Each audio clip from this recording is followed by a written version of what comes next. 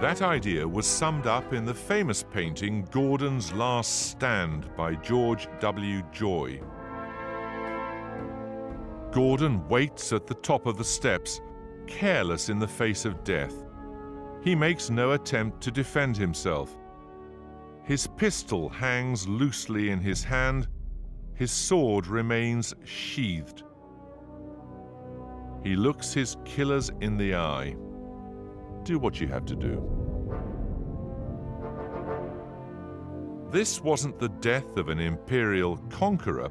This was a martyrdom, sanctifying the empire with heroism and personal sacrifice.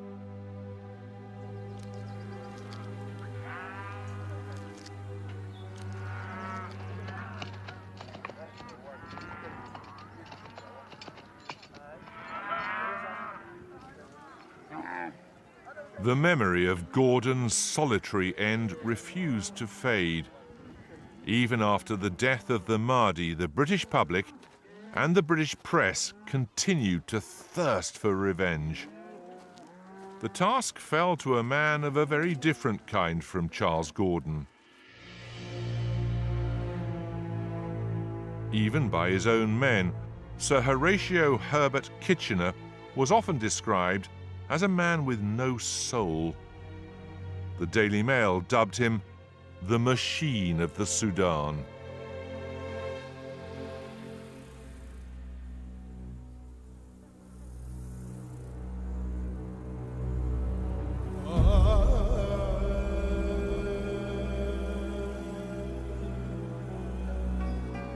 On the 1st of January 1897, a meticulously organized force left Egypt for Khartoum, over 600 miles to the south.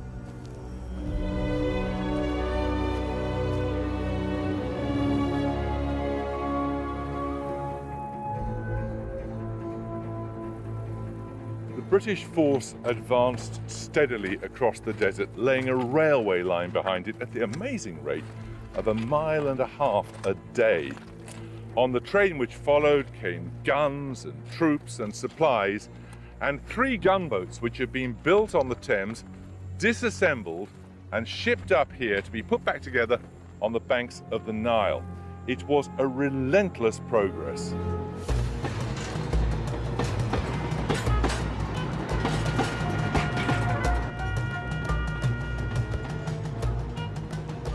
This was a new kind of warfare, the moment the empire entered the machine age.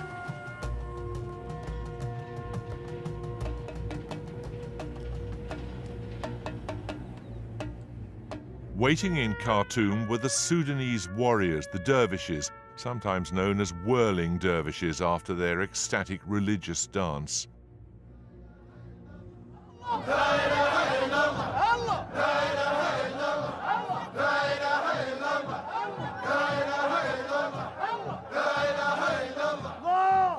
Dervishes still gather on holy days in Khartoum to pray, celebrate, and dance.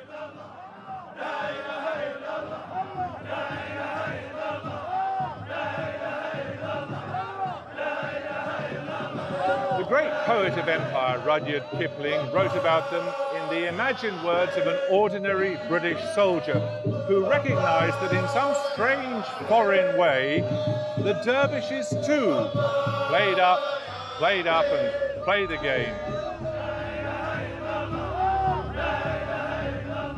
Kipling's soldier raises an imaginary glass to his fearless foe. So here's to you, Fuzzy Wuzzy, at your home in the Sudan. You're a poor, benighted heathen, but a first-class fighting man.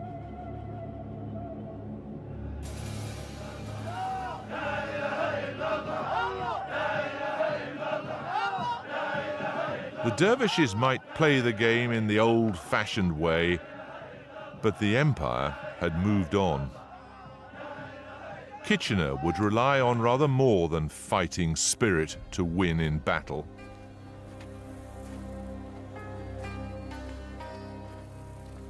The British like to think of their military history in events like the Spanish Armada or the Battle of Britain, when, outnumbered and outgunned, Britain survived by virtue of guts and ingenuity.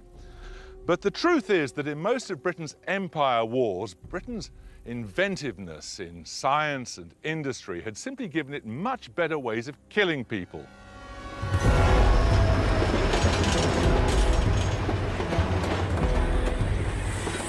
On Kitchener's desert train had come machine guns and thousands of rounds of ammunition.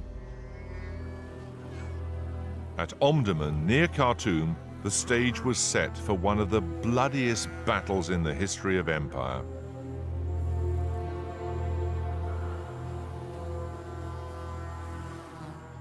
The British forces were drawn up down by the Nile over there, and the Mahdi's men held the high ground. Winston Churchill was a young officer with Kitchener, and he described coming out one morning and seeing the entire hillside moving. Thousands upon thousands of dervishes advancing on a front he reckoned was 4 miles wide under innumerable banners and with the sun glinting on the tips of their spears.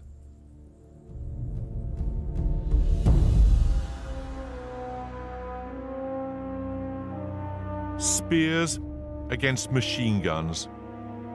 The result was never in doubt.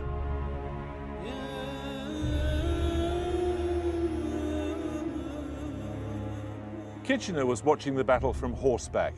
At about 11:30, so 5 hours after the fighting began, he put his binoculars away and remarked that the enemy seemed to have been given a good dusting.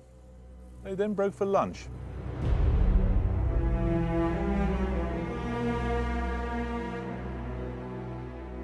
The casualties were about 10,000 Sudanese dead to 48 British.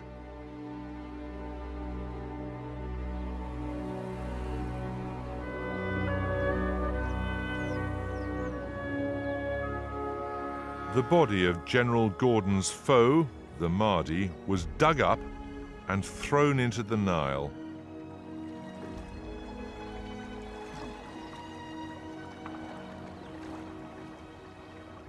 Kitchener was presented with the Mahdi's skull as a trophy of war. The story went that he planned to use it as an inkstand. Queen Victoria was not amused. Ornamental skulls weren't her idea of fair play, even if Kitchener had added 1 million square miles to her empire. Where Gordon had failed, Kitchener had succeeded spectacularly. But it wasn't Kitchener, the machine of the Sudan, who became the empire's romantic hero. That role belonged to Charles George Gordon, idealistic, reckless, and slightly deranged, and now very dead. That was how the empire really liked their heroes.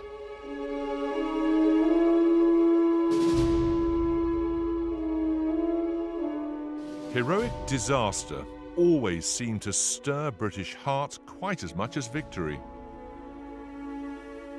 Whether it was the explorer Captain Cook, killed by Hawaiian Islanders in 1779, or Sir John Franklin, frozen to death trying to find the Northwest Passage through the Arctic.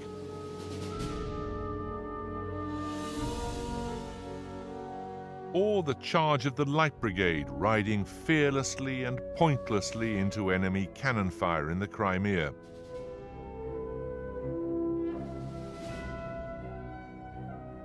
They all played up, and played the game.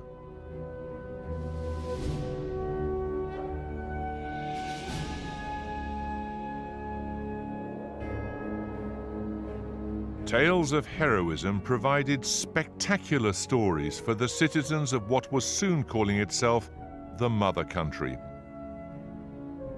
Publishers were churning them out well into the 20th century. One of the main outlets for this kind of material would have been the market of Sunday school prizes, giving things as gifts to good spellers in class. The romance of colonization. Wouldn't be a title of a book that you would see today. I don't think is you it? would see that very often now. Wow, there are loads of them. I think it very much reflects the way that people saw the world, and one of the major elements was, of course, Britishness, patriotism, excitement in the empire. And I think that the striking thing is certainly the message of the text, which is this is all about bringing civilization to benighted parts of the world, but then just the glorious and alluring images. Society was awash with this kind of comic or cigarette card collection, annuals. Because a lot of people would find all this stuff unspeakable now, wouldn't they? Ghastly racist propaganda. I think it tells us a lot about the worldview of the time. It's also interesting in magazines like Chums. There were so many of these. Chums, what a great name. Dozens At the and mercy dozens of the witch titles. doctors. This one, of course, is full of militaristic heroism of the British Armed Forces, and of course the standard themes about English history and the wider world and the empire. Fight with the Zulus. Here, for example, there are copies of The Wider World, which are, to all intents and purposes, is very much the same stuff yet again. When you start looking in the magazine and you get adverts for Canadian Club whiskey or Burlington belt trusses or Briar pipes, that you realise the target audience. Chap who needs a truss is going to be damn all use in some of these situations.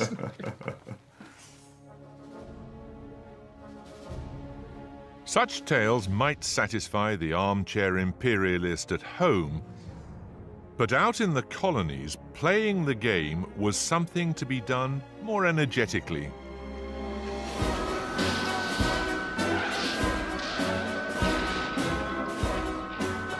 For the British, sport was part of the civilizing mission of empire, the gift of the mother country to her colonies.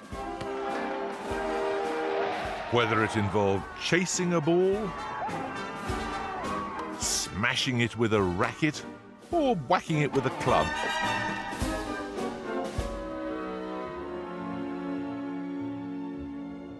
The sporting gospel was carried to the farthest flung corners of the empire.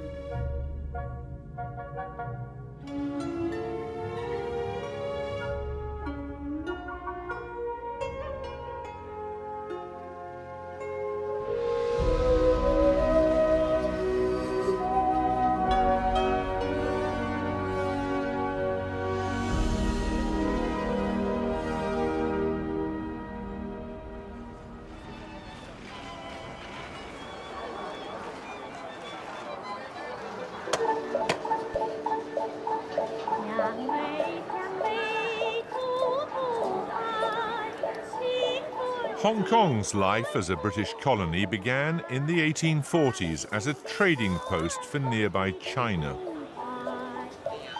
Even here, there was always a place for one of the empire's great obsessions: horse racing.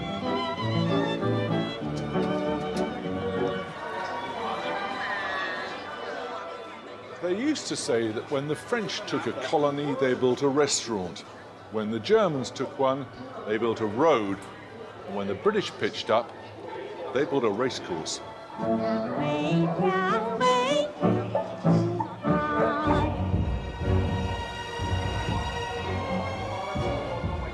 Happy Valley Racecourse in the heart of Hong Kong is a legacy of the days of empire.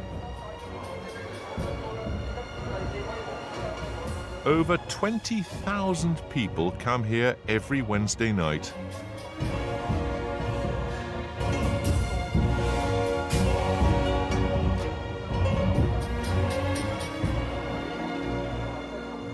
It was the British who developed the razzmatazz of the modern turf. Today's inhabitants are such enthusiastic gamblers that bookies here take as much money in one night as in the whole of Ascot Week. I'm going with number 7, something special in the next one. Let's find out what the minimum bet is. Can I have $10? It's about £1, I think. $10 on something special, number 7 in the 810. $10 on number 7, right? Number 7, something special.